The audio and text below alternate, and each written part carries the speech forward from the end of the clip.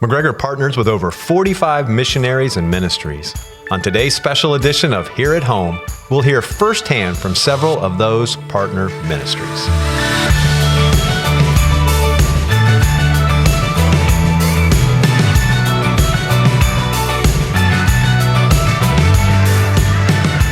Welcome to the Here at Home podcast, a podcast about the people here at McGregor, their stories, their ministry, and their love for Jesus.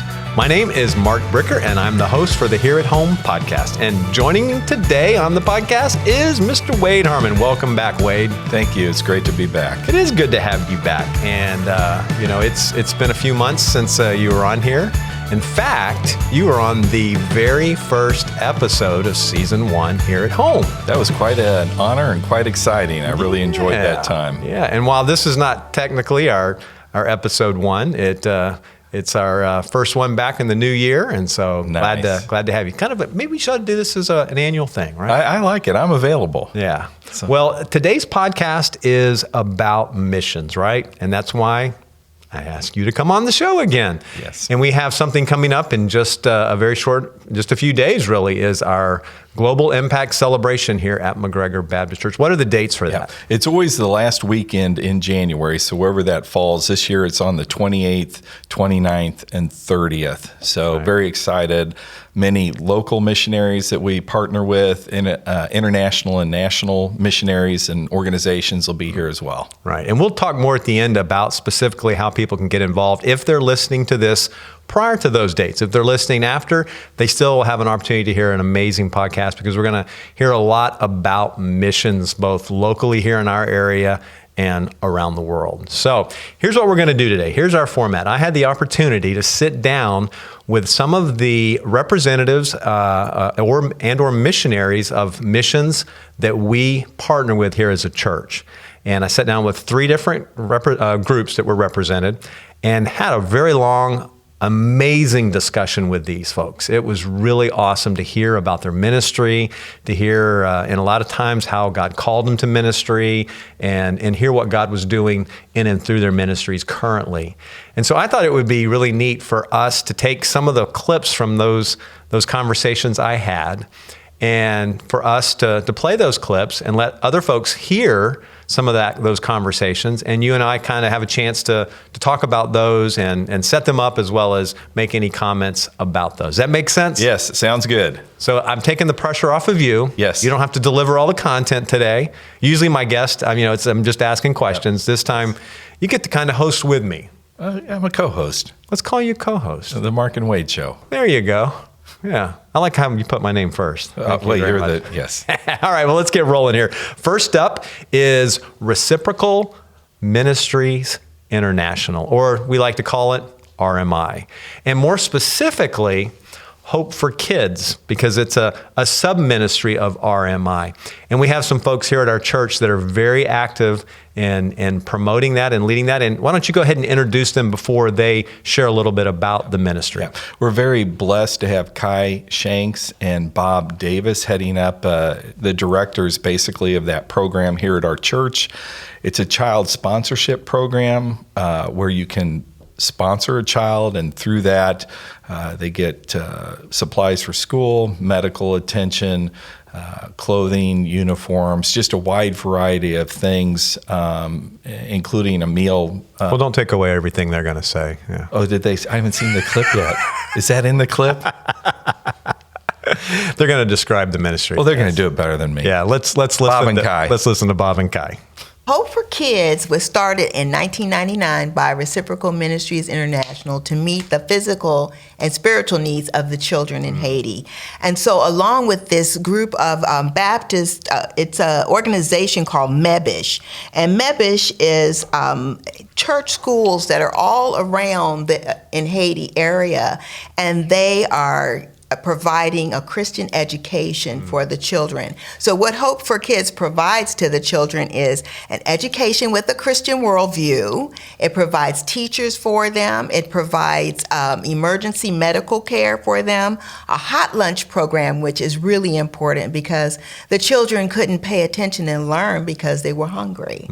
And it does deworming once a year, and this has really been just wonderful for the kids. And the hot lunch program feeds a lot of children. So how many total? I don't know how many total. There's around 2,000 children that are sponsored through RMI every year. Right. Wow. In addition to the sponsorship, it also pays for the teachers' salaries and for the kids' curriculum, which is real important. And it's, of course, a Christian curriculum. Right. That's taught, the gospel's taught and shared with all the kids. One of the things I love about RMI, and they are also a mission partner here at McGregor, have been for a long time. But their whole goal is to be a bridge between churches here in the United States and churches there in Haiti, and creating partnerships, right? Yes, that's the C3 partnerships. And I hope for Côte d'Ivoire Baptist Church is our C3 partner church. It's our sister church. I think sometimes the people at church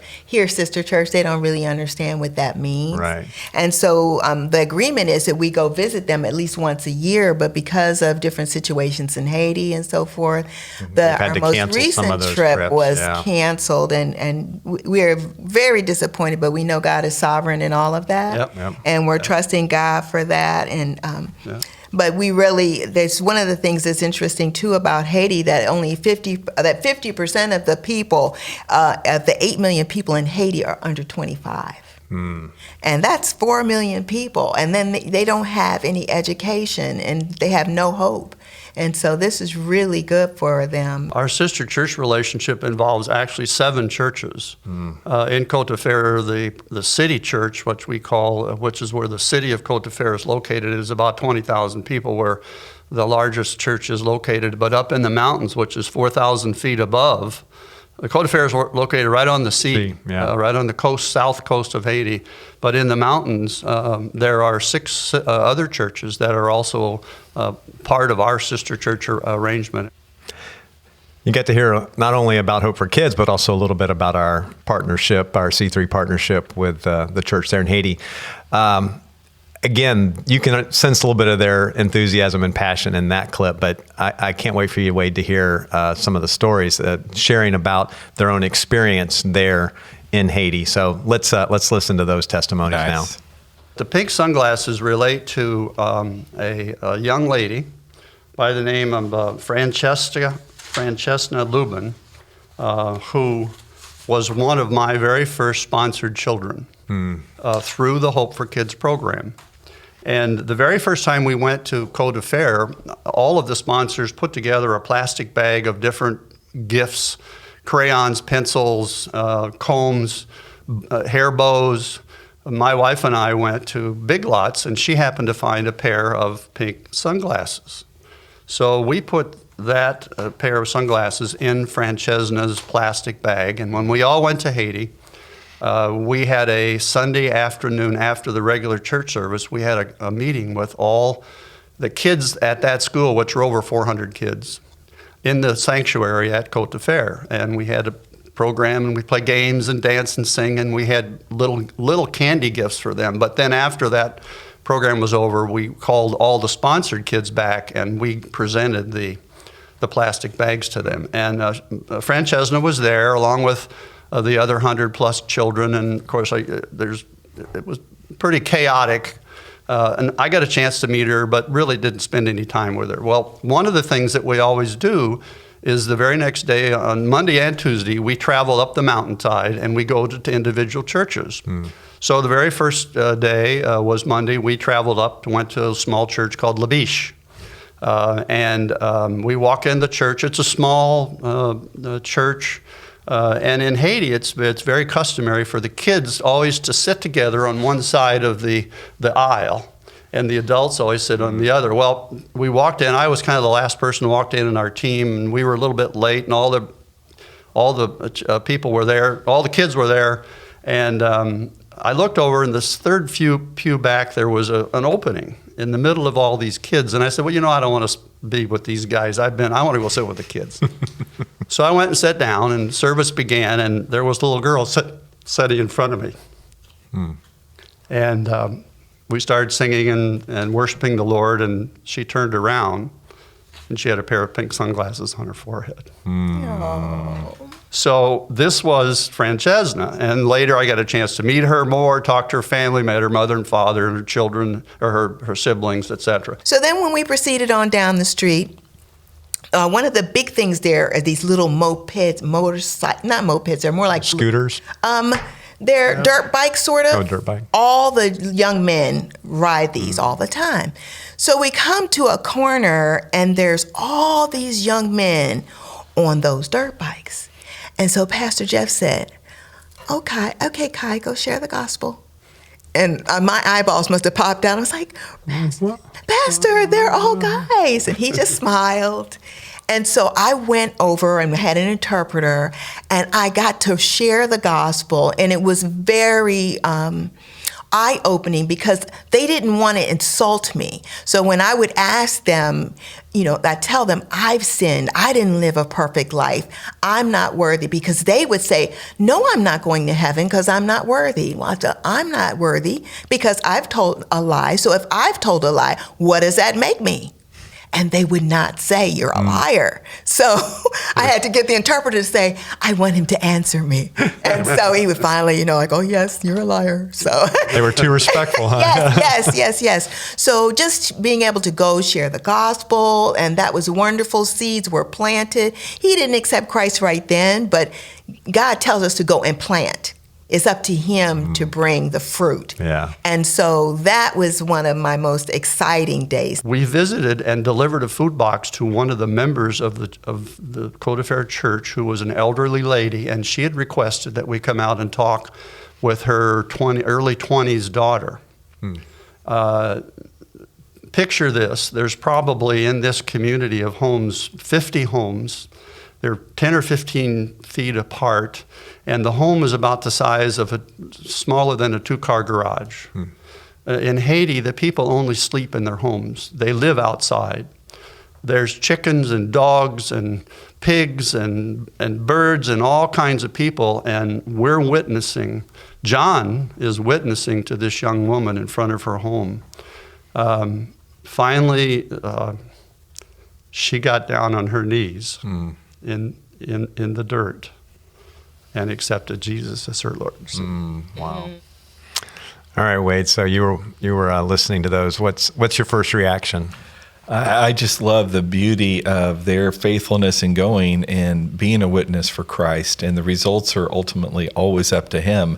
But they got out of their comfort zone, and in turn, they were mega blessed by being able to do those things. Be a part. And these are folks that are members of our church. Yes. That said, hey, I'll go on this short-term mission project. And now they some of them, Bob's been there several times. Bob has been there. I've been there with Bob before. He was a roommate one time. Yeah. And so now they're doing what they can to advocate for those children there in Haiti. And to see the gospel challenge there as they go is also awesome to hear them get excited about sharing the gospel or seeing someone that receives for the first time Christ. Amen. Is pretty awesome. Yeah. Let's move on to another ministry, Into the Jordan. I know you're very familiar with this ministry. Joanne Medania is the executive director, heads up that ministry. And I had a chance to sit down with her and hear her share about the ministry, describe the ministry, as well as share some stories as well. But let's listen to her give us a description, because maybe some people that are listening are like, Into the Jordan, what's that all about? Well, let's listen to Joanne. We exist to bring the hope of Jesus to women that are caught in the bondages of human trafficking and sexual exploitation here in Southwest Florida. We've kind of developed some pillars in the past couple of years that kind of really focus on 4 distinct areas. So we want to redeem our women. We want to restore them to who God's called them to be, restore their dreams. We want to equip them with the skills that they need to live the lives that they deserve. And we want to empower them, empower them to be the best moms that they can to their children, empower them so that they can live a fulfilling life and the purpose that God has called them. The truth of the matter is human trafficking is taking place in every city, in every state across the country and around the world. Unfortunately, Florida ranks number 3 in the nation for the number of calls that the Human Trafficking Awareness Hotline receives each year. Wow. Now, that could be a good thing because that can mean that, we have that awareness here in our state so that the survivors and the victims know where they can go to turn and get help. Right. But, it is very prevalent, unfortunately. It's just kind of hidden in plain sight is what I've learned over the course of the past few years.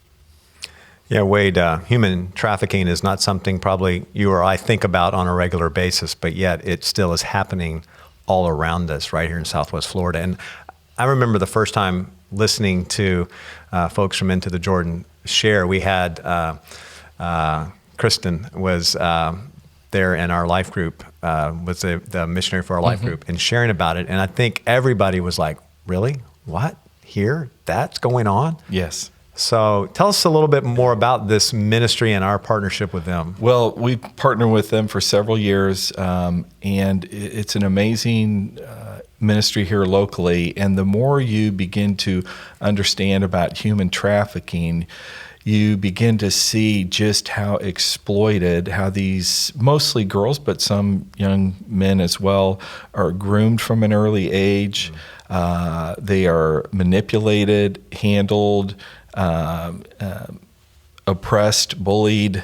And it's just tragic. And so there's a lot of care that needs to happen to bring these people out of it. They don't know how to do some of these basic things that most people would learn in a stable environment growing up. And so it's really a daunting task, but a very worthwhile task to get into. Yeah, and to have that gospel-centered nature. The very first of her four pillars was redeemed. Yes. The desire to see these ladies come to know Christ. In fact, one thing that we do as a church is that we have provided new Bibles for many of these women that enter into the program, and just the reactions they get that they can't believe that this is their very own Bible. And it's just neat to see them encounter God's Word, be trained, be equipped, be discipled through the ministry. Yeah.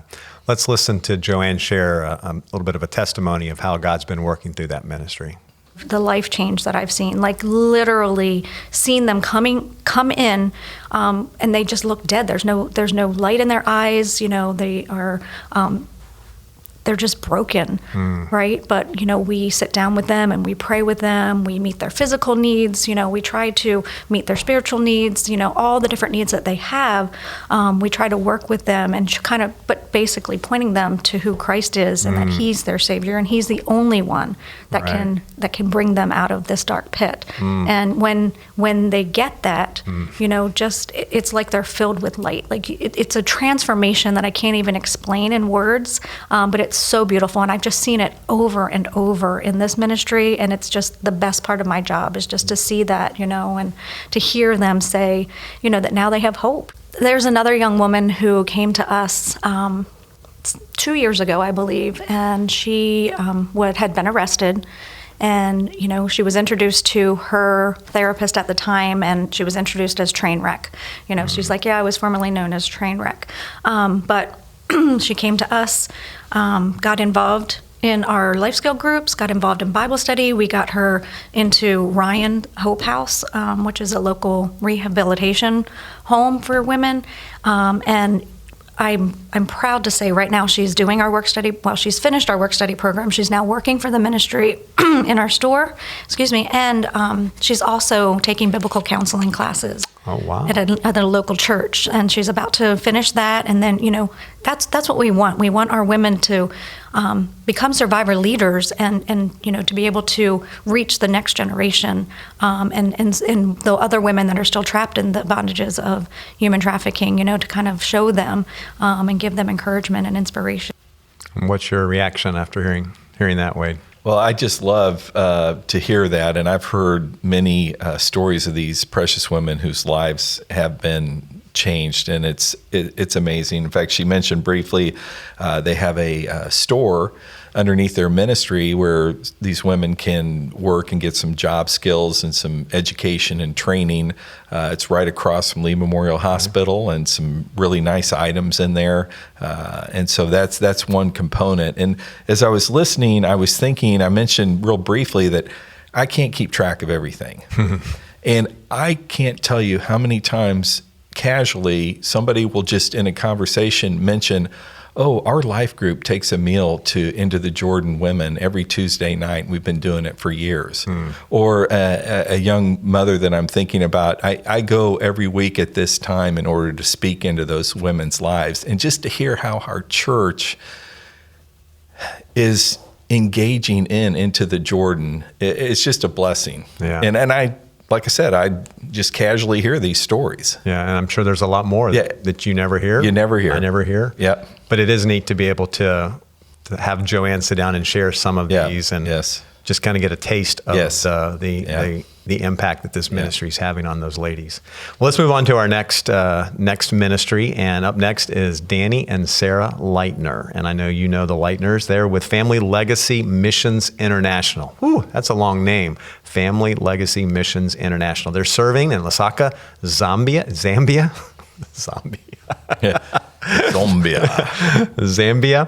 And let's let them tell us a little bit about their ministry. We live in Zambia, Africa, serving with Family Legacy Missions International. So, and what is your role? I'm the programs director. So most of what directly touches the kids that we do in any programs that we have in Zambia for the kids is under my supervision. We have two basic ministries that kids are in. So the first one is a school. So it's an education-based system. So in the city of Lusaka, which is the capital city of Zambia, 3 million people, Zambia has the highest per capita orphan rate anywhere in the world, largely due to the AIDS epidemic years ago. It's better now, but it killed off an entire generation of people. And so it's a nation of children. The average age in Zambia is 16 years old. Really? Yeah. Wow. So there, you drive around the city and you see children everywhere, and you're like, where are their parents? Where are the adults? There aren't many. That's the problem. So we set up 22 schools all around the capital city of Lusaka that we run, and we serve on average, about 600 kids in each school. Wow. So we have about 13,000 kids. In your own private school system, basically. That's yeah. Yeah, it's a whole school district on Yeah. And what's great about the schools system that we have is that it's like a family, and we care for them not only with education. We use that as the tool to get children in because education is important, but that's a Christian education that they're getting, and they're getting discipled and loved on. We have a medical team that goes around and takes care of children that are in need. We also have counseling for the children as well, and they get a hot meal at lunch every day. But for the children that are the most vulnerable, the one that don't have anyone taking care of them, someone that may have a great medical need or extenuating circumstances beyond the normal. We have a children's village for them. So on the east side of Lusaka, we have about 100 acres where we have a children's village. And in that village, they have about between 600 and 700 children at a time there. And that's a full-time residential care facility with about 60 homes. And each home has about 10 children and 2 Zambian house moms. And that's like a little village in of itself. So there's a medical clinic with a trained American pediatrician doctor that's there and taking care of them full time. And we have a school, so that's another school that we have, a school right there for those children to go to. And they also have medical care and counseling care and social services care, all that kind of thing right there at the village. Okay, so I was pretty impressed, blown away with the ministry that they're involved in over there in Lusaka. I know you probably have known about what they've been doing for a little bit longer than I have, probably a lot longer. But yeah, to have a school system of 22 schools with an average of 600 students, and Danny has recently been given a new position where he's over all of those schools now, basically like a superintendent of a pretty large school district.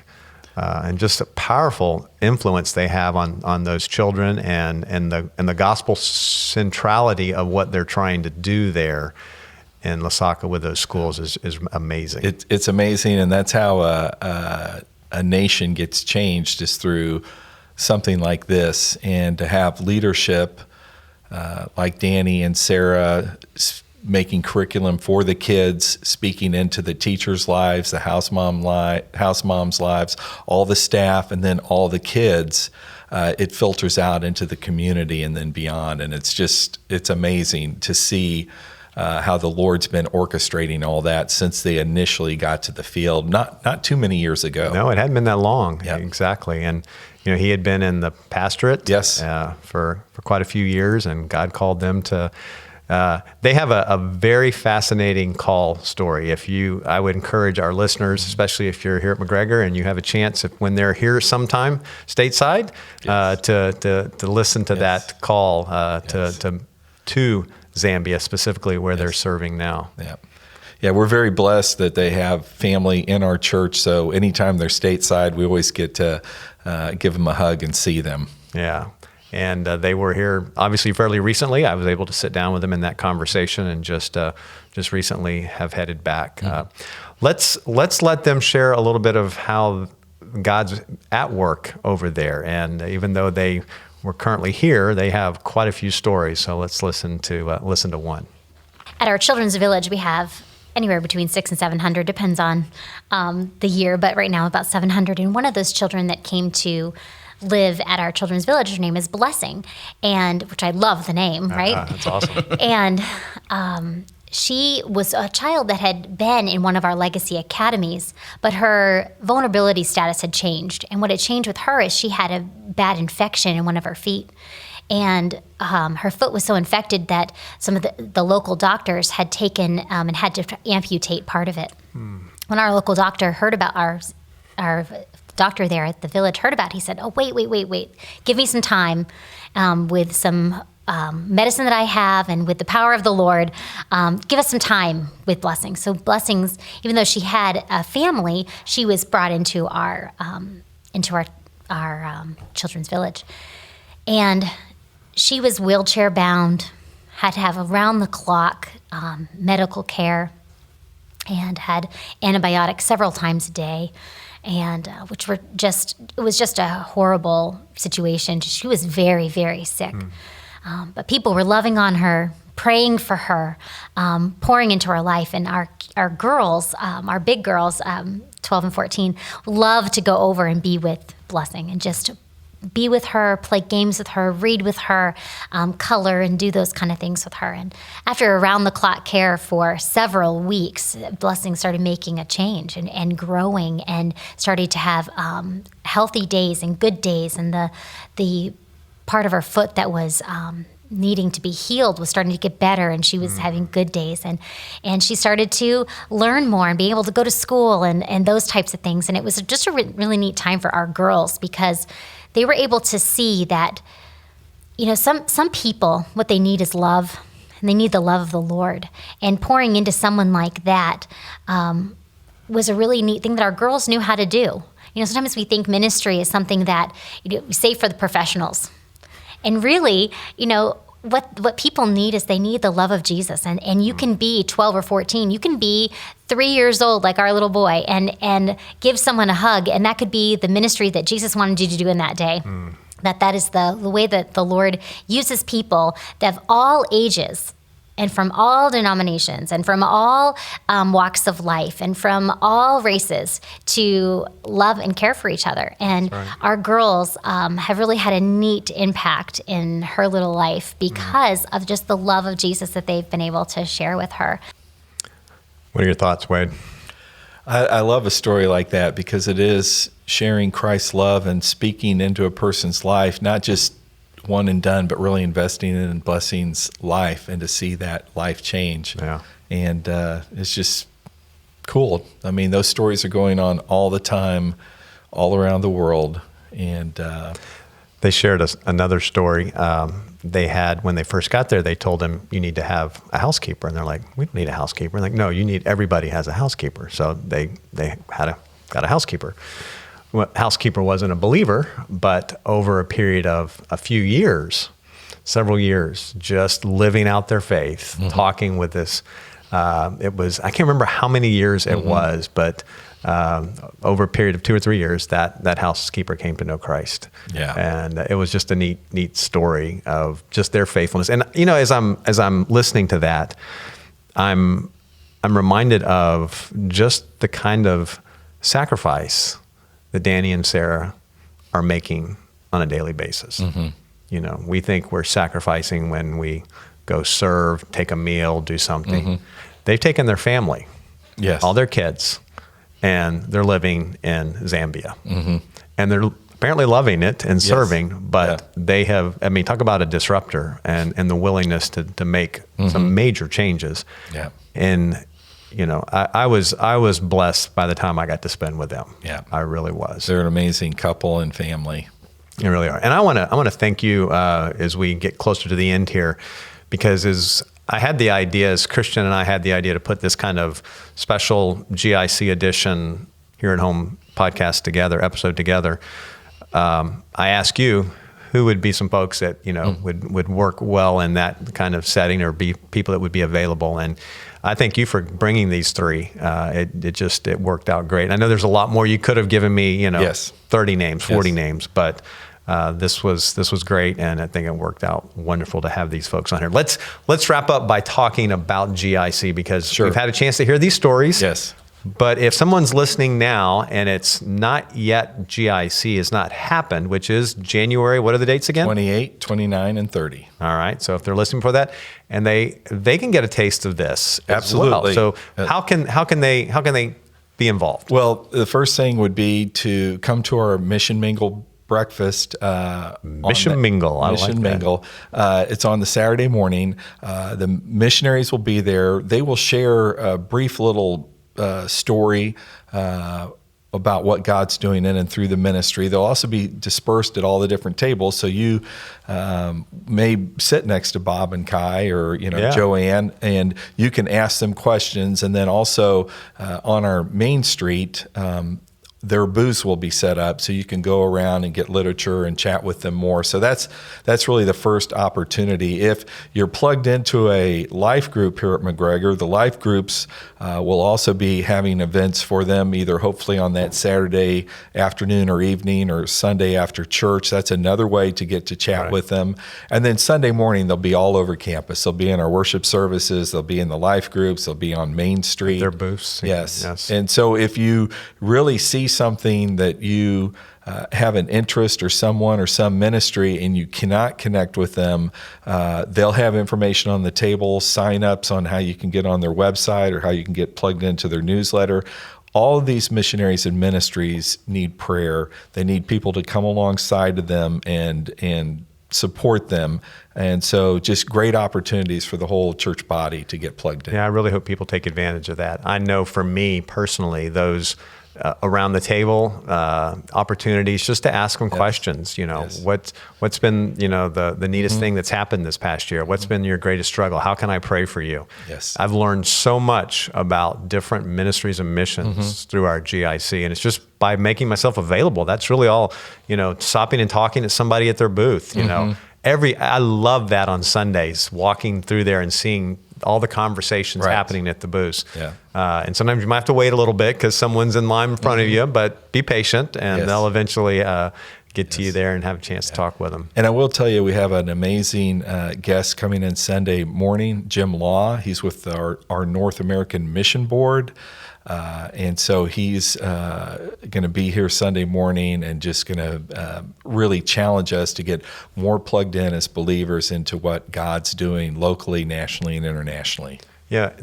While GIC is designed to be a blessing to those missionaries, it's also designed to be a challenge to us, right? Yes. In fact, at my orientation with the missionaries every year, I say, we want to bless you all. We want you to feel rested and recuperated, but we also want you to lay it on our members and challenge them to get more plugged in to missions and serving, whether that's here locally or it's vocationally someplace in the States or around the world. Because I get great joy when one of our members gets called out to serve our Lord full time. And we've been very blessed.